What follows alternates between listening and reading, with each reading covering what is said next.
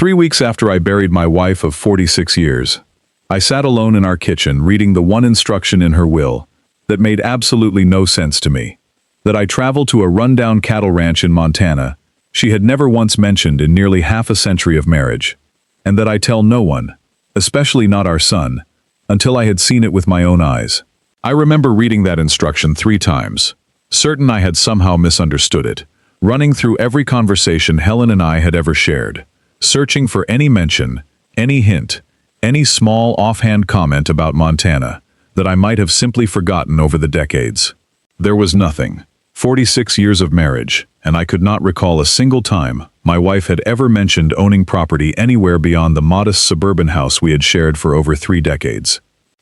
My son believed his mother had left behind nothing but an old house and a modest retirement account, and he was already pushing me towards selling our home and moving into assisted living before her casket was even cold in the ground. What I found underneath the floor of that ranch's collapsing old barn would change everything. Not just about the fortune my wife had spent years quietly protecting, but about exactly how much she had understood, long before I ever did, about who in our family could actually be trusted with it. Before I tell you what Helen hid from everyone, including me, let me know in the comments where you're watching this from, and hit subscribe if you believe the people we love sometimes protect us in ways we never see coming until it's exactly the right moment.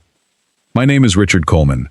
I am 72 years old, and for 39 years I worked as a petroleum engineer, spending most of my career managing extraction operations for a mid-sized energy company, work that took me across drilling sites throughout Texas, Oklahoma, and eventually into consulting roles that had me traveling regularly to sites across the broader American West. I started my career fresh out of college, a junior field engineer working long hours in remote drilling locations, learning, gradually, the particular discipline required to read geological data accurately, to understand exactly what the ground beneath a person's feet actually contained, long before any drill bit confirmed it. That discipline, that patient attention to what lies hidden beneath an ordinary-looking surface, would prove more relevant to my own life, decades later, than I ever could have anticipated during those early years. I retired 8 years ago with a solid pension, a paid-off house in a quiet suburban neighborhood that my wife Helen and I had lived in for over 30 years, and a professional reputation, among the handful of colleagues I still kept in touch with, as a man who understood the ground beneath his feet better than almost anyone in the business, a skill that, though I never once suspected it at the time, my own wife had apparently been counting on, decades before either of us knew it would matter.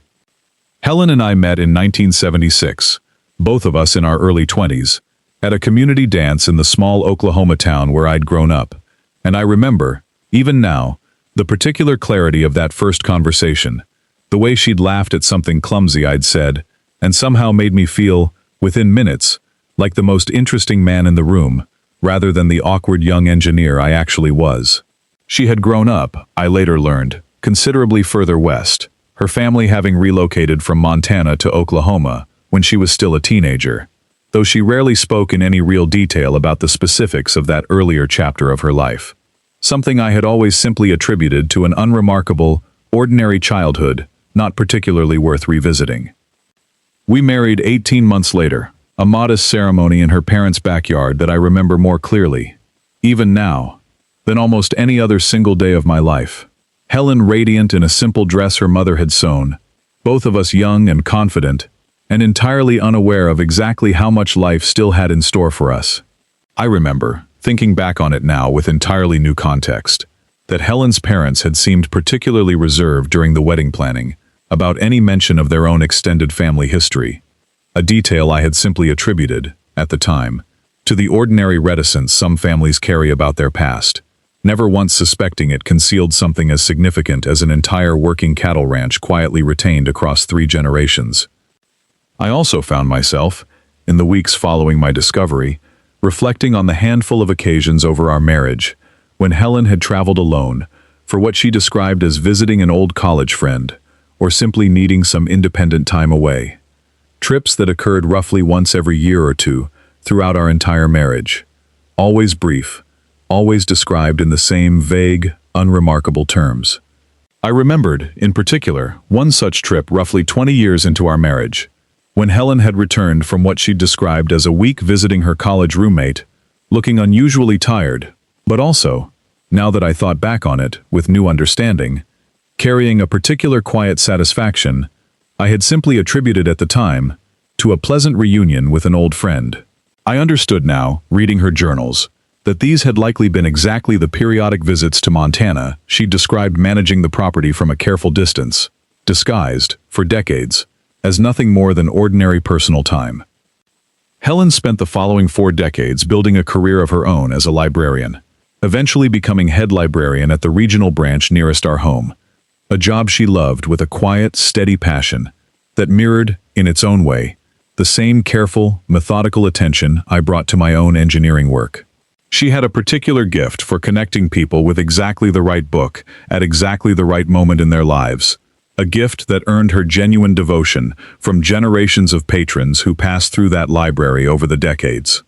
Helen passed away 3 months ago from ovarian cancer, a difficult, drawn-out illness that gave us nearly a year to say the things people rarely get the chance to say to each other before the end, though I have come to understand, in the months since, that there were apparently things she chose, quite deliberately, not to say even during those final honest months.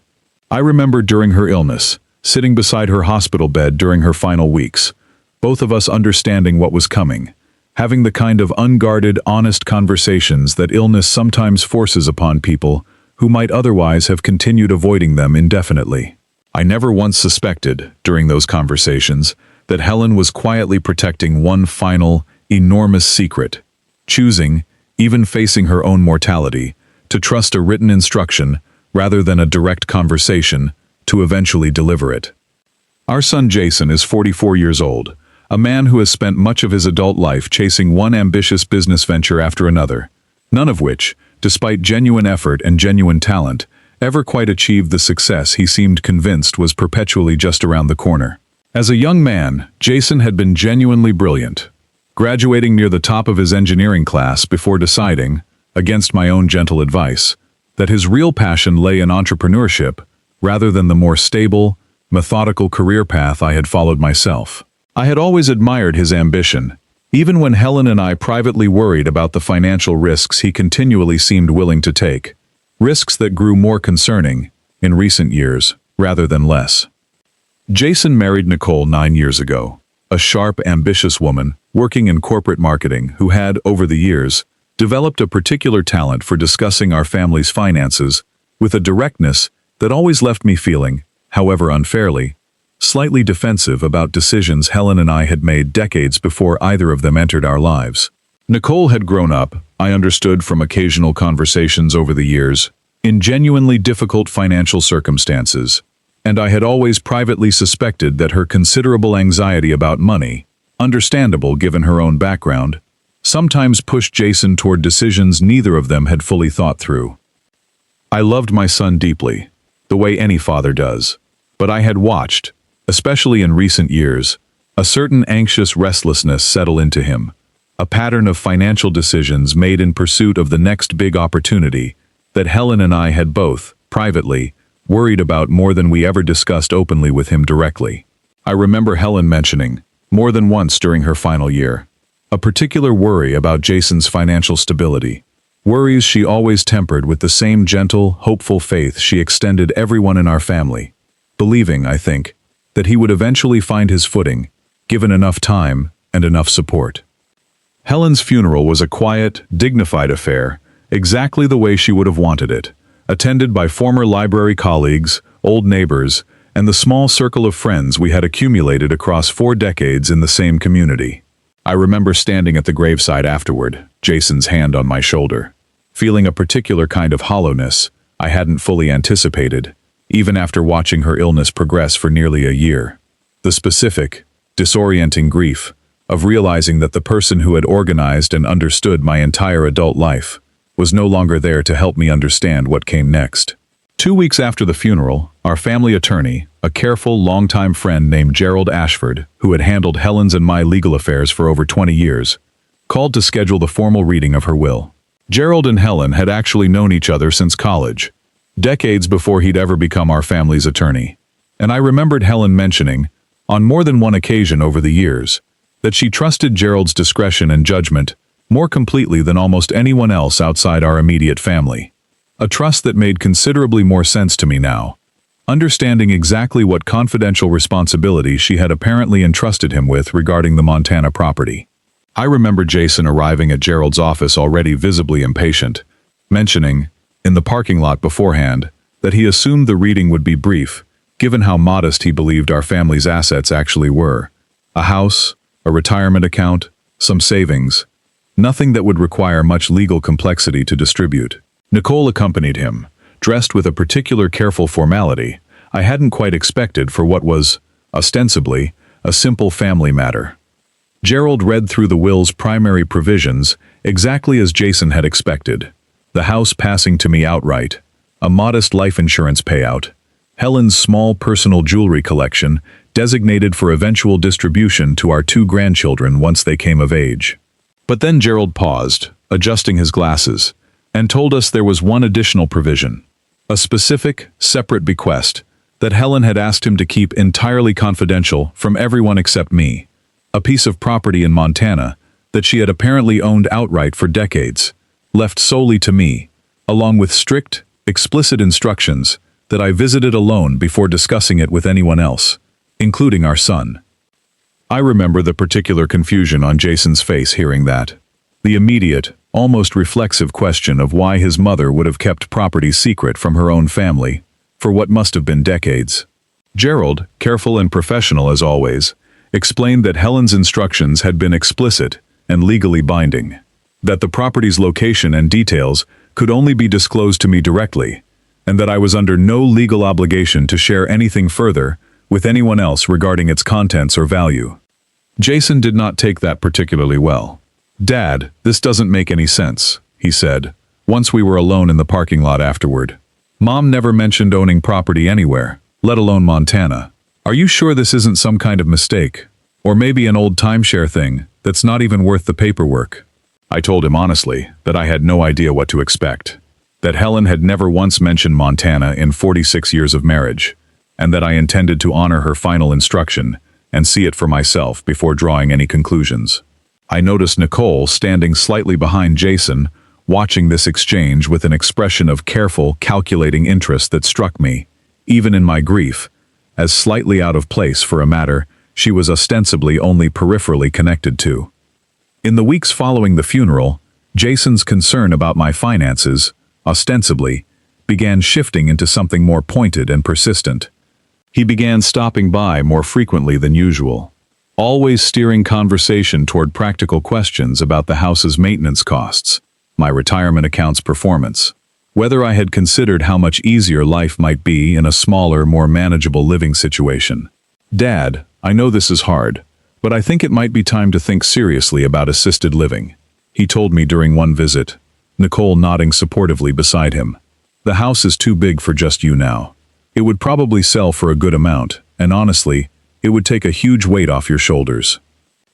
I remember another visit, roughly 2 weeks later, when Nicole raised the subject herself, more directly than Jason typically did.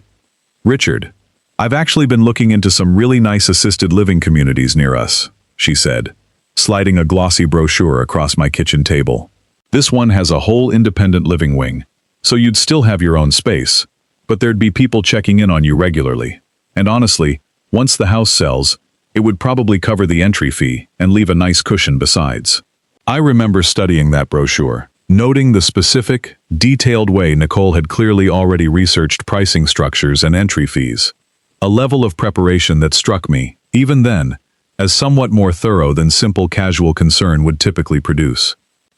I understood, on some level, that Jason's concern likely came from a genuine, if somewhat clumsy place of wanting to help me navigate my grief and my newly solitary life. But something about the timing and the persistence struck me as slightly off, particularly given how quickly this pressure had emerged following the discovery of Helen's mysterious secondary bequest, a coincidence I chose, for the time being, not to mention aloud. I found myself, during those weeks, watching my son and daughter-in-law with a particular new attentiveness, noticing small details I might have previously overlooked. The way Nicole always seemed to steer conversation back toward practical financial matters.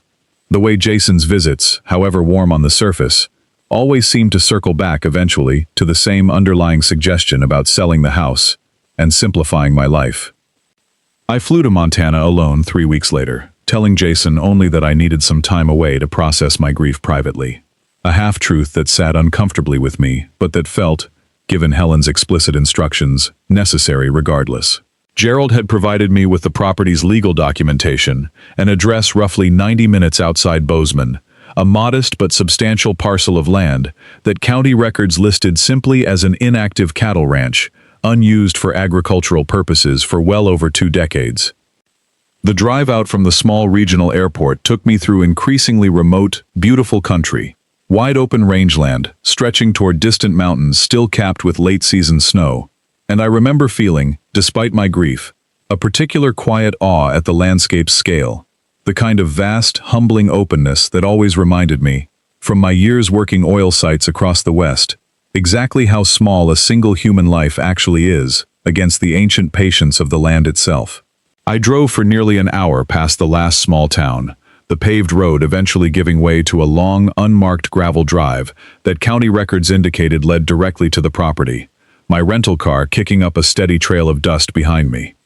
The ranch itself, when I finally arrived, sat in a state of considerable disrepair. A modest farmhouse with a partially collapsed porch roof, a scattering of outbuildings in various stages of decay, and a large, weathered barn that had clearly not housed livestock in many years. I stood in the gravel driveway for a long moment, keys in hand, trying to imagine Helen ever having set foot on this land, ever having owned it at all. A woman who had spent her entire adult life comfortably rooted in Oklahoma, and later our suburban Texas neighborhood, never once expressing any particular interest in ranching, livestock, or the American West beyond the occasional documentary we'd watch together on quiet evenings. I remember, standing there, a strange, disorienting sensation of encountering a piece of my wife's history I had never known existed. The same particular vertigo I imagine anyone feels, discovering a hidden chapter in a life they believed they understood completely. I spent that first afternoon simply walking the property, checking the farmhouse's structural stability, with the same careful, professional attention I'd applied to countless work sites over my career, noting the sagging roofline, the water damage along the northern wall, the general condition of a house that had clearly received only minimal maintenance over the preceding 2 decades, likely just enough to keep it from collapsing entirely. The interior, when I finally worked up the courage to enter, was sparsely furnished, a few pieces of old furniture draped in dust cloths, faded photographs on the walls of people I didn't recognize, presumably Helen's grandparents and great-grandparents, the quiet, undisturbed atmosphere of a house that had been deliberately, carefully maintained, rather than simply abandoned. It was in the barn, examining the old wooden floor for signs of rot, that I noticed a section near the back stall that sounded distinctly hollow beneath my boots, unlike the solid ground everywhere else. I remember pausing, crouching down, running my hand along the seams of the wooden planking, the same instinctive attention to structural inconsistency that had served me well throughout decades of engineering work. I spent nearly an hour clearing away decades of accumulated straw and debris before finding the outline of a trapdoor, its wooden cover weathered but intact, sealed with a simple but sturdy latch that had clearly been designed to withstand decades of exposure to the elements. Beneath that trapdoor, set into a shallow excavated space and protected by a heavy steel storage chest, I found what Helen had apparently spent years quietly protecting. The chest, though rusted along its edges, opened smoothly enough once I worked the old mechanism loose, and inside, carefully wrapped in oiled cloth to protect against moisture, I found a stack of leather-bound journals in Helen's unmistakable handwriting, several detailed land maps of the property and surrounding region, and a sealed manila envelope containing what appeared to be formal legal documentation, decades old, but carefully preserved. I sat on an overturned feed bucket in that dim barn for the better part of 3 hours that afternoon, reading through Helen's journals by the fading light coming through gaps in the barn's siding, and what I discovered rewrote everything I thought I understood about my own wife's quiet, unassuming life. Helen's grandfather, it turned out, had homesteaded this land in the early 1900s, building a modest but genuinely successful cattle operation that had supported 3 generations of her family, before economic pressures in the 1970s forced her own parents to gradually wind down active ranching operations. I read with a particular tenderness entries describing Helen's own childhood memories of the ranch, summers spent helping her grandmother in the garden, learning to ride horses her father kept for the ranch's operation, memories she had apparently carried privately for her entire adult life, without ever once sharing them with me, her own husband of 46 years.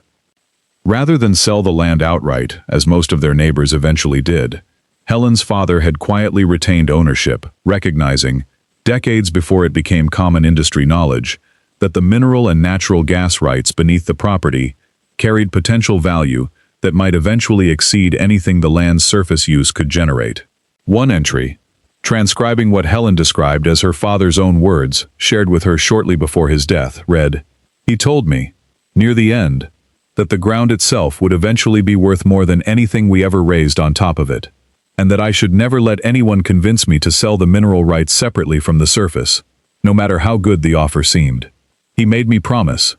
I've kept that promise for over 30 years now. When he passed away, the property transferred to Helen, his only surviving child, who had, according to her earliest journal entries, made a deliberate, carefully considered decision to keep the inheritance entirely private, worried, in her own words, about how it might complicate our early marriage and my own career ambitions in the oil and gas industry. Richard doesn't know." One particularly early entry read, dated just months after our wedding. "I've decided not to tell him yet. He's just starting his career, and I don't want him to feel pressure to leave a good position for uncertain land in Montana, or to feel like our marriage carries some hidden agenda tied to money. I'll tell him when the time is right. I just don't know yet when that will be." I remember sitting with that particular entry for a long time, feeling a complicated mixture of tenderness and disorientation, understanding, for the first time, exactly how much careful, deliberate thought Helen had put into protecting our early marriage from a complication I never even knew existed.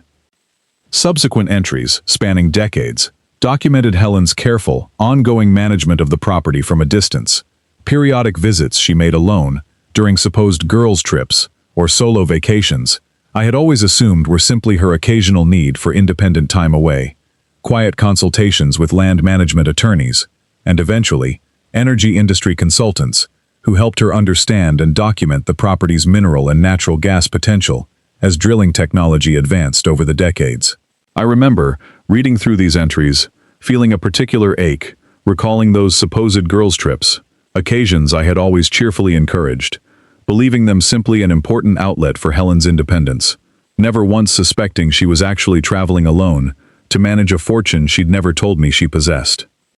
A particularly detailed entry from roughly 15 years earlier described her decision to formally document and secure the property's water rights and extensive grazing permits, working with a regional land attorney to ensure everything remained legally airtight and fully in her name alone. Another entry, dated shortly after my own retirement 8 years earlier, read, "Richard retired today. I watched him at his small office party, so proud of the career he built, and I thought, not yet. This still isn't the right moment. He needs time to enjoy this chapter first, without the weight of something so much bigger arriving right on top of it." I understood, reading that Helen had been waiting, patiently, for years, for some ideal moment that her illness had ultimately never allowed to arrive on her own terms. The sealed legal documentation in the chest confirmed everything Helen's journals described. Formal mineral rights assessments, dated across several decades, showing increasingly promising natural gas reserves beneath the property. Water rights documentation, covering a substantial regional aquifer, accessible primarily through this parcel. And extensive grazing rights across thousands of adjacent acres of public land that Helen had, through careful negotiation over years, secured long-term access to on behalf of the property. Rights that, combined with the mineral assessments, suggested a property considerably more valuable than its surface appearance of a broken-down, abandoned ranch would ever suggest to a casual observer. The final journal entry, dated just 4 months before her diagnosis, read simply, "I think it's almost time to tell Richard. I want him to discover it properly, the way I always imagined, not just handed to him on paper, but found the way real things are found, patiently, when a person actually goes looking. If something happens to me before I get the chance to tell him myself, I trust Gerald to make sure he finds his way here eventually. I trust Richard to know exactly what to do with it once he does." I sat in that barn until the light faded almost entirely, holding that final entry, understanding, with a grief considerably more complicated than what I'd carried through her funeral, that my wife had spent decades quietly protecting something extraordinary, waiting patiently for what she believed would be exactly the right moment to share it, a moment that her illness had ultimately stolen from her, before she could deliver it herself. I spent that first night at a small motel in the nearest town, unable to sleep, replaying the journal entries in my mind, feeling a strange, disorienting mixture of grief, wonder, and something close to betrayal that I struggled to fully reconcile with the deep love I still felt for my wife. I returned to the ranch the following morning, spending a second full day simply sitting with the property, walking the fields Helen had described in her earliest entries, trying to imagine the young girl she had once been before I ever knew her, riding horses her father kept, helping her grandmother in a garden that had long since returned to wild grass and weeds. I found myself talking out loud to her, the way I had at her grave, asking questions I knew she could no longer answer, working through, slowly and privately, exactly how I felt about the particular kind of loving deception she had maintained for nearly half a century of marriage. By the time I flew home 3 days later, I had made a deliberate decision that would shape everything that followed. I would honor Helen's evident wish that I discover the property's true value patiently, methodically, before making any decisions about its future, and I would extend that same patience to understanding exactly what was actually happening within my own family before revealing anything about what I had found. I called an old professional colleague the following week, a retired land use attorney named Marcus Whitfield, who I had worked alongside years earlier during a complicated mineral rights negotiation in Wyoming, and who had since built a respected consulting practice, specifically helping landowners navigate exactly the kind of layered mineral, water, and grazing rights documentation Helen's chest had contained. Marcus, a careful, deliberate man in his late 60s, had always struck me as someone who approached legal complexity the way I approached engineering problems, methodically, patiently, refusing to draw conclusions until every variable had been thoroughly examined. He agreed to review everything, and I also reached out to a former colleague from my own engineering career, a natural gas extraction specialist named Diane Foster, who had spent decades assessing exactly the kind of geological formations Helen's property maps suggested might be present beneath the ranch. Marcus and Diane spent the following 2 months working through the documentation with the same careful, methodical thoroughness I remembered from decades of professional collaboration, confirming, piece by piece, exactly what Helen's journals had described. I remember Marcus calling me midway through that process, his voice carrying a particular note of genuine professional admiration. "Richard, whoever advised your wife decades ago on how to structure these rights knew exactly what they were doing. This is some of the cleanest, most airtight mineral rights documentation I've reviewed in my entire career. There's almost no avenue for a future challenge to succeed against this." The mineral rights were legally airtight, secured decades earlier through careful, deliberate legal work that had anticipated and closed off virtually every avenue a future challenge might attempt to exploit. Diane's independent geological assessment, conducted using updated survey technology far more sophisticated than anything available when Helen's father had first begun documenting the property's potential, confirmed substantial natural gas reserves, along with the aquifer's genuine regional significance, given increasing water scarcity concerns across the broader region. The formation beneath this property, Diane told me during one of our review sessions, spreading updated geological survey maps across my kitchen table, is genuinely significant, Richard. This isn't a marginal deposit. Combined with the water rights, which honestly might end up being worth nearly as much as the gas itself given regional demand trends, this property represents one of the more valuable undeveloped parcels I've personally assessed in over 30 years of doing this work. Marcus's final comprehensive valuation, presented to me nearly 2 months after that first afternoon in the barn, placed the property's combined value, factoring in mineral rights, water access, and the extensive grazing permits, at somewhere between $120 and $160 million, a figure so far beyond anything I had ever imagined that I found myself asking Marcus to repeat it twice before I fully absorbed what he was telling me. I remember sitting in my kitchen, the same kitchen where Helen and I had shared thousands of ordinary meals together over 4 decades, trying to reconcile that staggering number with the quiet, unassuming woman who had spent her entire married life never once suggesting she carried this kind of secret. While Marcus and Diane continued their work, I chose to say nothing to Jason or Nicole about what I had discovered, continuing to let them believe, as they clearly already did, that Helen's Montana property amounted to little more than a strange, sentimental footnote to an otherwise modest estate. I maintained this silence deliberately, partly out of simple caution, while Marcus verified the documentation's legal integrity, and partly, I will admit, because something about Jason and Nicole's persistent, escalating pressure regarding the house and my living situation had begun to feel less like genuine concern and more like something I couldn't yet fully articulate, but felt increasingly uneasy about. That unease proved well-founded. During the same period Marcus and Diane were completing their assessment, I received an unexpected call from our longtime family bank. A routine automated fraud verification call regarding a large loan application that had used our family home as collateral, an application I had never submitted and knew nothing about.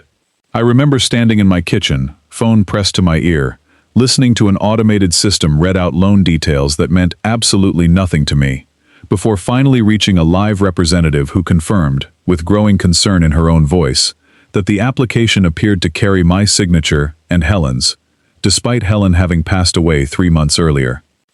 I drove to the bank immediately, and after considerable confusion and paperwork, the loan officer confirmed that Jason had, apparently using power of attorney documentation from years earlier that Helen and I had signed during a minor medical scare, attempted to secure a substantial home equity loan against our house to fund what he described in the application as a time-sensitive business opportunity.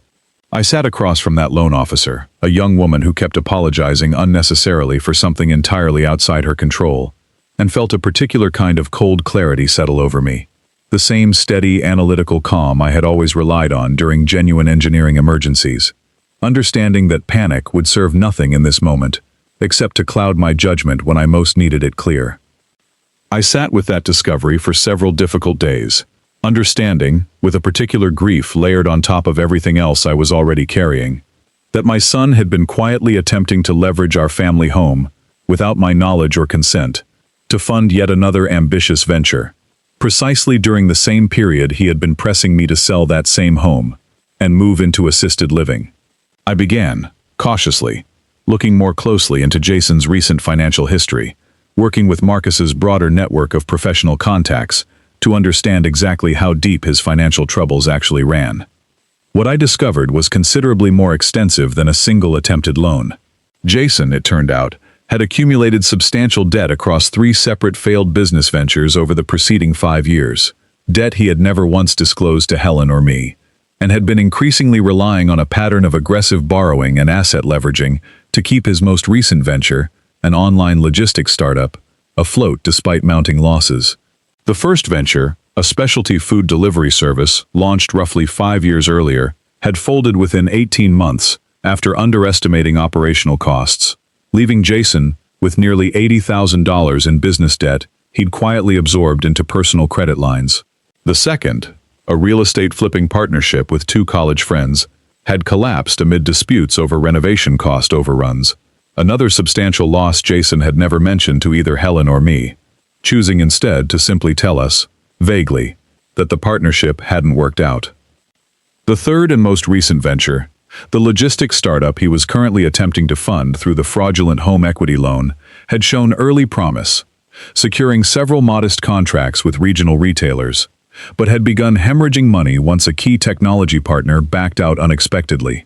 leaving Jason scrambling to cover contractual obligations he'd already committed to. A financial forensics contact Marcus connected me with, working through publicly available business filings and credit reporting agencies, laid out a timeline spanning nearly 5 years, each failed venture funded partly through increasingly desperate borrowing, each failure followed by a new, more ambitious attempt to recover the mounting losses, a pattern that felt, reviewing it in full for the first time, considerably more troubling than the isolated financial struggles I had always privately assumed Jason was experiencing. I remember feeling, reviewing that full timeline for the first time, a particular grief distinct from anything else in this entire ordeal, understanding that my son had been quietly drowning in financial anxiety for the better part of 5 years, without ever once feeling able to come to Helen, or me, honestly, choosing instead the increasingly desperate path of concealment and escalating risk, rather than simply admitting that his ambitious ventures weren't succeeding the way he'd hoped they would. Nicole, meanwhile, appeared to have been conducting her own quiet investigation into our family's finances. Several bank employees confirming, once I asked directly, that she had made repeated inquiries over recent months about my account activity and retirement holdings, always under the guise of helping Richard manage things now that Helen's gone. I remember sitting with our longtime bank manager, a woman named Patricia Delgado, who had known Helen and me for nearly 15 years, as she carefully, uncomfortably confirmed exactly how many times Nicole had called or visited the branch, always with some variation of the same request, wanting account summaries or balance information she claimed I had authorized her to access, despite no such authorization ever having been provided.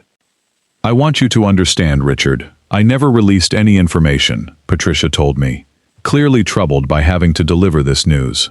But she was persistent, calling multiple times over about 6 weeks, always with a slightly different approach, once even bringing in old paperwork trying to argue she had power of attorney access through Jason. I finally told her, directly, that without your explicit authorization, I couldn't discuss anything, and she seemed genuinely frustrated by that. I thanked Patricia for her diligence and her honesty, understanding that her careful adherence to banking protocol had likely prevented Nicole from gathering considerably more detailed information about exactly what resources I might actually have available. Information that, had she succeeded in obtaining it, might have significantly complicated the careful, patient approach I was already planning to take toward the eventual reveal. I remember the particular discomfort of learning this, understanding that my own daughter-in-law had apparently been quietly probing my financial situation during the exact same weeks she and Jason had been sitting across from me at Sunday dinners, expressing what I had believed, until that point, was genuine, uncomplicated concern for my well-being. I found myself, in the days following that conversation with Patricia, reflecting on the particular loneliness of grief, compounded by this kind of quiet, familial suspicion, understanding that I could no longer simply trust the people closest to me the way I had for my entire adult life, at least not until whatever was actually happening beneath the surface of their concern had been fully, honestly resolved. I chose, deliberately, to reveal none of this to either of them, maintaining the same calm, unremarkable civility in our continued visits and phone calls, allowing them to believe I remained entirely unaware of both the attempted loan and their persistent, probing curiosity about my finances. It was, I will admit, one of the more difficult performances of my life, sitting across from my own son at Sunday dinners, listening to him continue gently pressing me toward assisted living, understanding exactly what motivations likely lay beneath that persistent concern. Roughly 3 months after my initial discovery in the barn, Jason called me with unusual excitement in his voice, explaining that he had, entirely by accident, discovered the Montana property listed in an old county tax record while researching something unrelated for one of his business ventures.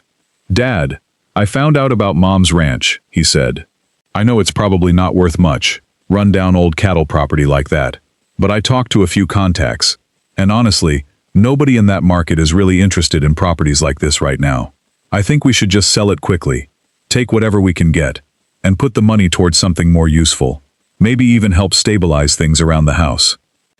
I asked him, carefully, what exactly his research had actually involved, curious to understand precisely how confidently he was misrepresenting a property he apparently knew almost nothing about. "I called a couple of ranch brokers out that way," he told me. "They said undeveloped cattle land in that region is going for maybe 200,000-300,000 tops, especially something that hasn't been actively ranched in decades. I know it feels significant, because it was Mom's, but realistically, Dad, I think we're talking about a modest number here, and honestly, the sooner we can convert it into something more liquid, the better positioned we'll be." I listened to him lay out this confident, entirely incorrect assessment, understanding immediately that he had spoken only to brokers assessing surface ranching value, never once considering, or perhaps never once bothering to investigate, whether mineral, water, or grazing rights might factor into a genuine valuation. I recognized immediately, listening to him, the same careful, deliberate undervaluation I now understood predatory family members and advisors often used. Though coming from my own son, it carried a particular sting I hadn't fully prepared myself for. I told Jason I would think about it, watching, even over the phone, for any indication of exactly how much he actually understood about the property's true potential, and concluding, based on the confidence of his supposed market research, that he genuinely believed his own undervaluation, having likely spoken only to buyers interested in surface ranching value rather than mineral and water rights, a distinction that, I would later confirm through Marcus, Jason's contacted brokers had never once considered relevant to raise with him. I remember hanging up that call and sitting alone in my kitchen for a long while afterward, turning over the particular, complicated grief of hearing my own son confidently, if unknowingly, attempt to talk me into giving away a fortune his own mother had spent decades carefully protecting, specifically for my benefit. I thought, in that moment, about calling Marcus immediately to confirm my suspicions, but instead found myself simply sitting with the silence of the house, trying to understand exactly what kind of man my son had become, and exactly how much of that transformation Helen and I had perhaps unknowingly contributed to through our own choices over the years. I told Jason, a week later, that I had decided to accept his suggestion and that I wanted to organize one final family gathering at the ranch itself, a small, sentimental farewell dinner, before formally listing the property for sale, framing it as an opportunity for the family to see the land that had apparently meant something to his mother before letting it go entirely. Jason agreed readily, clearly relieved at how smoothly I seemed to be accepting his suggestion, and began making arrangements for himself, Nicole, and our 2 grandchildren to fly out to Montana the following month. I spent that month working closely with Marcus, Diane, and Gerald, planning the gathering with the same careful, methodical precision I had once applied to complex engineering projects throughout my career. I arranged for the farmhouse's most structurally sound room to be cleaned and modestly furnished for a proper dinner, coordinated with a local catering service, and, at Marcus's suggestion, arranged for representatives from the state's Financial Fraud Investigation Unit to be quietly available nearby, informed in advance about the documented improper loan application Jason had attempted using our family home. Gerald, meanwhile, prepared the formal legal documentation confirming my clear sole ownership of the property, anticipating that Jason might, in the immediate shock of the evening's revelations, attempt to argue some claim to the family fortune based on his position as our only child. I also spent considerable time during that month simply sitting with my own grief and anger, understanding that whatever satisfaction the evening's planned revelation might eventually provide, it would not undo the genuine hurt of discovering my own son's attempted financial deception during what should have been simply a shared period of mourning. I found myself, more than once during that month, driving out to Helen's grave, sitting with her the way I had during her final illness, telling her, out loud, everything I had discovered, asking her, in the particular one-sided way grief sometimes allows, whether she had ever anticipated exactly this kind of complication, arising from the gift she had so carefully protected for decades.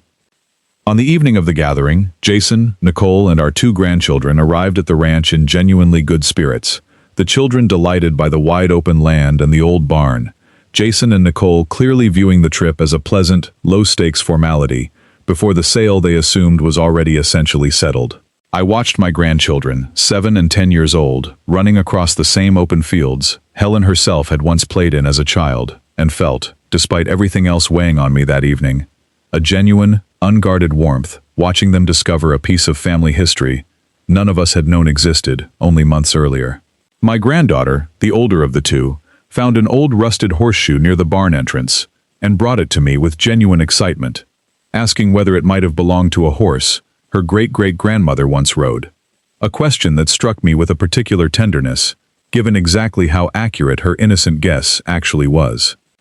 I took both children on a short walk through the property before dinner, pointing out the areas Helen's journals had described, the garden her grandmother once tended, the fields where her father had kept cattle, watching their genuine, unguarded fascination with a history that connected them to a great-grandmother neither of them had ever met. My grandson asked, at one point, why great-grandma Helen had never told anyone about this place, a question I found myself unable to fully answer in that moment, telling him only that sometimes grown-ups keep secrets for complicated reasons, and that we would understand more about it together very soon. We ate dinner together in the farmhouse's main room, and I watched Jason relax visibly over the course of the meal, telling stories about his childhood, reminiscing about Helen with genuine warmth that reminded me, watching him, that whatever financial recklessness he had fallen into, the underlying love he carried for his mother, and presumably for me, remained entirely genuine. Nicole, too, seemed genuinely moved at points during the meal, asking thoughtful questions about the old photographs on the farmhouse walls, and I remember feeling, watching both of them, a particular ache at how genuinely complicated this entire situation actually was, understanding that neither of them were simply villains in some straightforward story, but flawed, frightened people who had made increasingly poor decisions under mounting financial pressure they had never felt able to honestly discuss with me. After dinner, I told the assembled family that I had a few final things to share about the property before we finalized the sale, and I invited Marcus and Diane, who had been waiting quietly in an adjacent room, to join us. I watched Jason's easy, relaxed expression shift into confusion as Marcus began laying out formal documentation across the dinner table, followed by Diane's independent geological assessment, both of them walking the family through, in careful, methodical detail, exactly what the property actually represented. The mineral rights beneath this property, Diane explained, spreading survey maps and geological charts across the table where our dinner plates had sat only minutes earlier, combined with the water rights and grazing permits your mother secured over decades,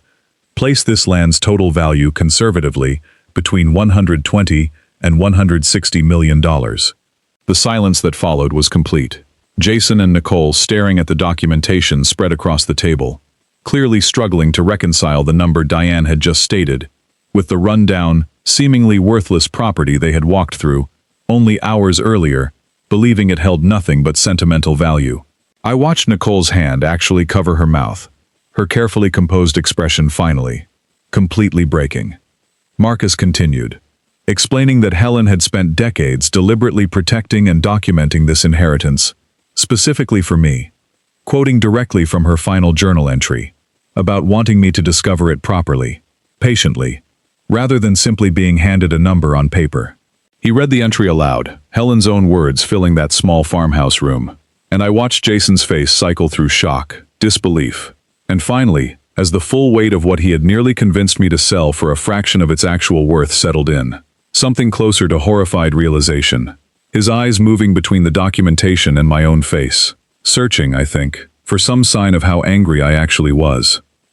And precisely as that realization was setting in, my phone rang, a call I had arranged in advance with a contact at our family bank, informing me, loudly enough for the room to hear on speakerphone, that formal foreclosure and fraud investigation proceedings were beginning against Jason, regarding the improper loan application he had submitted using our family home as collateral, without proper authorization. Nicole's face went pale, her earlier confident, controlled expression collapsing entirely, and Jason himself sat frozen, the documentation proving his mother's carefully hidden fortune spread across the table in front of him, the news of his own financial fraud landing in the same devastating moment, the two revelations arriving almost simultaneously in a way that left the entire room reeling.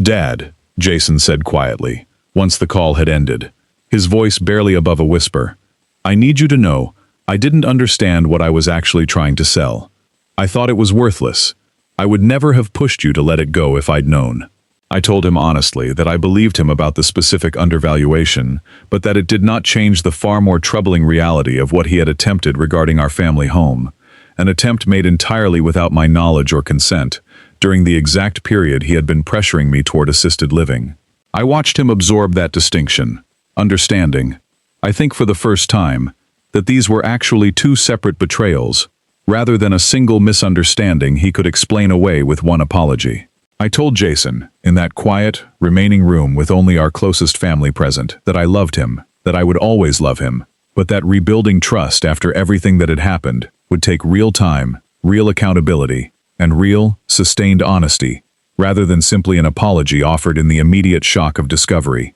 He nodded, tears in his eyes, and told me he understood. that he was prepared to do whatever was necessary to begin rebuilding that trust properly. I remember Nicole, sitting beside him, quietly crying as well, and I told her, directly, that I understood her own financial anxieties likely came from a genuinely difficult place, but that quietly investigating my finances, rather than simply being honest with me about the family's struggles, had been its own particular betrayal, one I needed her to understand clearly before we could move forward.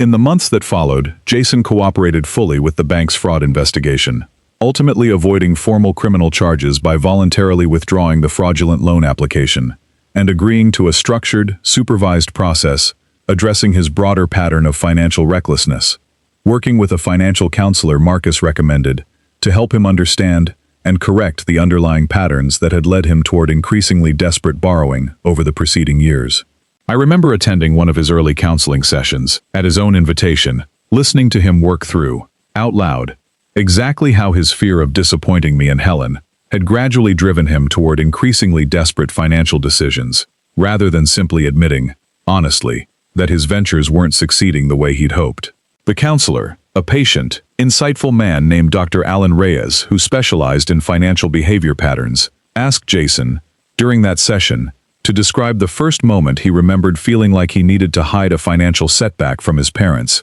rather than simply discussing it openly. Jason described, haltingly, a moment from his early 20s, a modest failed investment he'd made with money I had given him for a car, describing the particular shame he'd felt admitting the loss, and the relief he'd felt instead, simply telling us a vague, incomplete version of events that avoided the full truth. That pattern just kept repeating, Jason said. During that session, his voice carrying a raw honesty I hadn't heard from him in years. Every time something went wrong, it felt easier to manage it quietly and hope it worked out than to come to Dad and admit I'd made another mistake.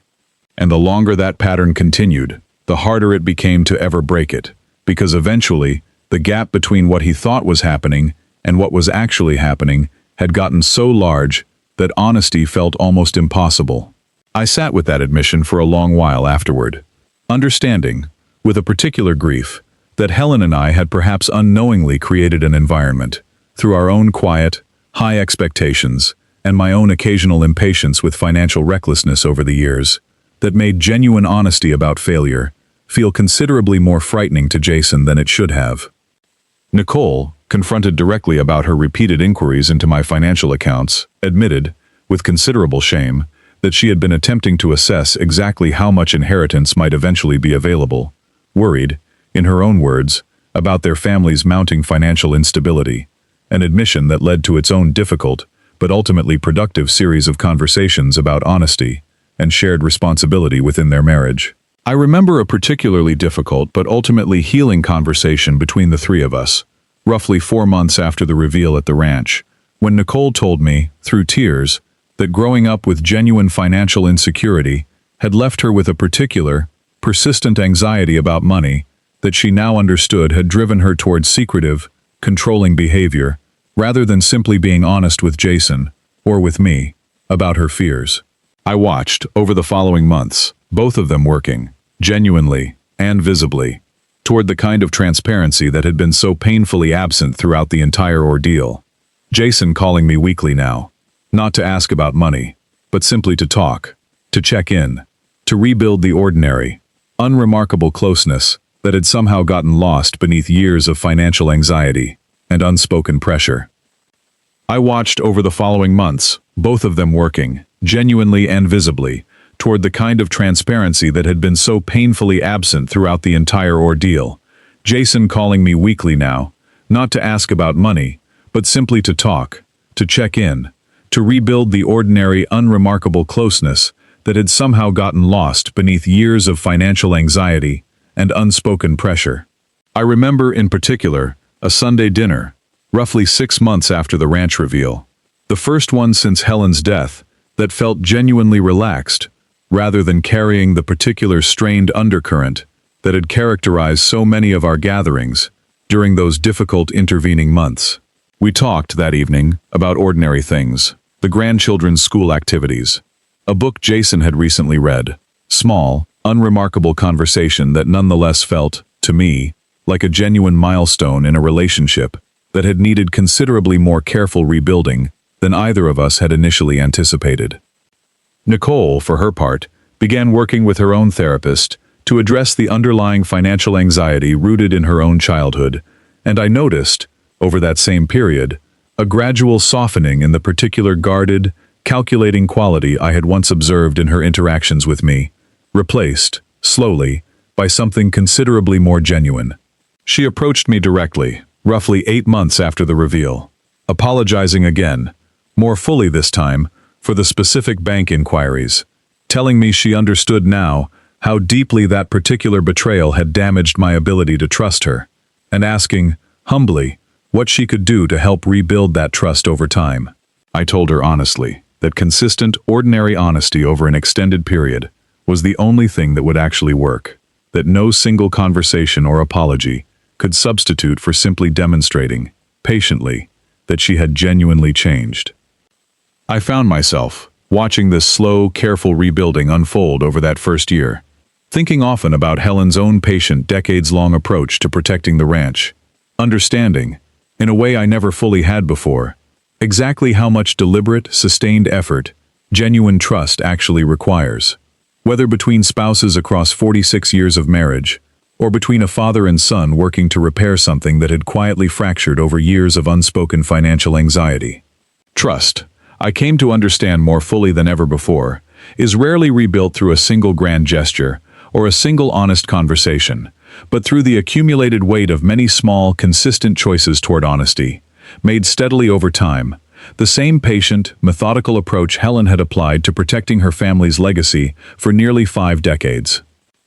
I did not sell the ranch. Instead, working with Marcus, Diane, and a broader team of regional agricultural and energy consultants, I established the Helen Coleman Family Foundation, structuring the natural gas revenue to fund 2 specific, ongoing initiatives: a scholarship program supporting young people pursuing careers in agricultural science and land management, and a hands-on training program partnering with regional agricultural colleges to teach sustainable ranching practices to young farmers who lacked the capital or family land access to otherwise enter the profession, restoring, in a very real sense, exactly the kind of working ranch operation Helen's own family had once run generations earlier, though now serving considerably more families than her own. I spent considerable time during that first year working directly with the foundation's small staff, personally reviewing scholarship applications, meeting with young agricultural students who reminded me, in their earnest ambition, of my own younger self, decades earlier, setting out on an engineering career I could never have predicted would eventually lead me back to a Montana ranch I'd never known existed. I remember one particular young woman, a scholarship recipient named Sarah Whitcomb, whose own family had lost their small ranch decades earlier, to exactly the kind of economic pressures that had forced Helen's own parents to wind down their operation, telling me, during a foundation event, that the training program had given her family's ranching legacy a chance to continue in a way she'd genuinely never expected to be possible again. The foundation's training program grew, over that first year, considerably beyond my initial modest expectations, eventually partnering with 3 separate regional agricultural colleges and establishing a small but genuine working cattle operation on a portion of the ranch itself, restoring, in careful, deliberate stages, exactly the kind of active agricultural use the land had once supported generations earlier, under Helen's own grandfather's management. I hired a ranch manager, a knowledgeable, patient woman named Colleen Marsh, who had spent decades working regional cattle operations, to oversee the day-to-day training work, and I found myself, over that first year, visiting Montana considerably more often than I ever could have anticipated, watching the property transform from the broken-down, abandoned ruin I'd first encountered into something genuinely alive again. I also established, working with Marcus and Gerald, a careful, structured trust arrangement, ensuring that a meaningful but responsibly limited portion of the ongoing natural gas revenue would eventually pass to Jason and his own children, structured specifically to avoid the kind of sudden, overwhelming financial windfall that might tempt him back toward the same reckless decision-making that had nearly cost our family so much, instead, providing steady, predictable support tied to milestones we discussed together openly, honestly, in a way that felt, finally, like genuine partnership rather than the anxious, unspoken tension that had characterized so much of our relationship in recent years. I return to that ranch regularly now, watching young agricultural students learn sustainable grazing techniques on the same land Helen's grandfather once worked. And I think often about her final journal entry, about her patient, decades-long faith that I would eventually find my way there, discover what she'd protected, and understand exactly what to do with it once I did. I visit her grave regularly, the same ritual I maintained even before discovering the ranch, though our conversations now carry an entirely different weight, filled with updates about the foundation's progress, about Jason and Nicole's slow, genuine rebuilding, about the particular satisfaction of watching young people rebuild exactly the kind of agricultural legacy her own family had once been forced to abandon. I remember, in particular, sitting at her grave, the week after that difficult evening at the ranch, telling her everything that had happened, the full reveal, Jason's shock, the fraud investigation, all of it. I told her, out loud, the way I always had during my visits, that I understood now, more fully than I ever could have during our 46 years together, exactly how much careful, patient love had gone into protecting that inheritance, waiting for precisely the right moment, even though her illness had ultimately stolen her chance to deliver it herself. "You knew exactly what would happen if it came out too soon, didn't you?" I told her grave that afternoon. "You knew Jason would need to prove something to himself first, before he could actually be trusted with it. I wish you'd told me directly, but I understand now why you didn't." Jason and Nicole visit occasionally now too, watching their own children explore the same open land, and I have watched, slowly and carefully over the past year, something genuine and rebuilt begin to take shape between us. Built now on honesty rather than assumption, on transparency rather than the quiet, unspoken pressures that had nearly cost our family so much more than money. Jason has taken an active role in the Foundation's agricultural training program, discovering, somewhat to his own surprise, a genuine passion for the hands-on, practical work of helping young farmers establish sustainable operations. Work considerably more grounded and immediately rewarding than the ambitious, abstract business ventures he had spent years chasing without success. I remember a conversation with Jason, roughly 8 months after that evening at the ranch, both of us standing together watching a group of scholarship students practice rotational grazing techniques in one of the property's restored pastures. "I think I understand now what I was actually chasing all those years," he told me. "I kept thinking the next big venture would finally prove something, make me feel like I'd actually built something that mattered. But watching these kids learn something real, something that'll actually support their families for generations, this feels more like what I was actually looking for the whole time." I told him I was proud of him, and I meant it, understanding that whatever painful path had led him there, the man standing beside me that afternoon carried a genuine, hard-won wisdom that I hoped would serve him considerably better than the anxious ambition that had driven him for so many difficult years. The real inheritance, I have come to understand, was never really the land itself, or the fortune buried beneath it. It was the patient, quiet faith Helen carried for decades that I would eventually find my way to exactly what mattered,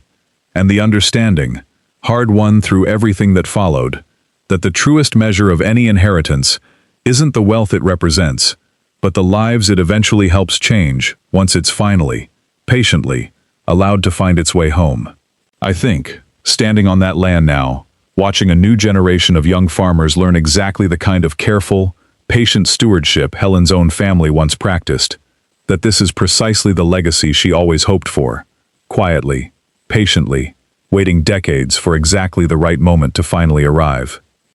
If this story meant something to you, tell me where you're watching from in the comments below, and if you believe love sometimes protects us in ways we never see coming, hit subscribe to Humble Dad Stories. There are many more stories like this one waiting for you.